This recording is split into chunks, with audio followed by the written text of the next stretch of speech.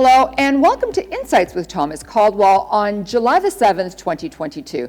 Tom, there seems to be a lot of media pressure on politicians and central bankers, actually, to do something about inflation. However, can they really do anything in the near term? Well, the short answer is no. Inflation, these pressures are there, and primarily on the supply side, not on the demand side.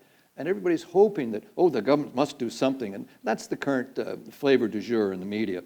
By the time governments and central banks act on inflation, it's too late. It's already there, and typically it's already topping over.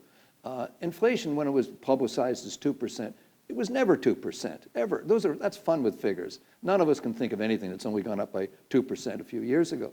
So we do have higher numbers now.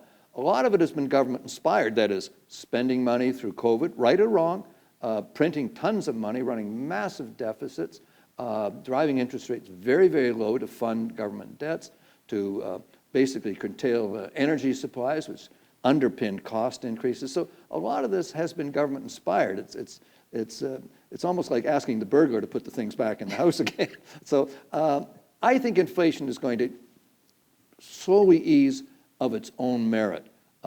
Governments are always said they should be doing something. It's better they do nothing on the near term because they've done quite enough, and they're the underlying root cause of a lot of this inflation we're having. It will ease over time, and it's already started to ease.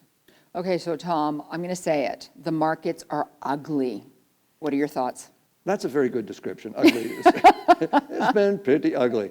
But there's a lot of things going on. For example, interest rates. Everybody's worried about, oh, the governments and banks are going to do something about inflation. Let's put up interest rates, which is completely the inappropriate tool when it's generally supply-side driven. So the fear is that interest rates may lead to recession, and everybody's talking about recession. There was a study done by the University of Chicago during the modern era, that's since the Federal Reserve, the central bankers were created.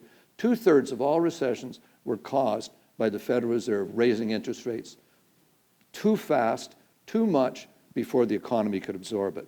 And that's one of the underlying fears, that they can take this inflationary pressure that we're under right now and transfer that into a recession.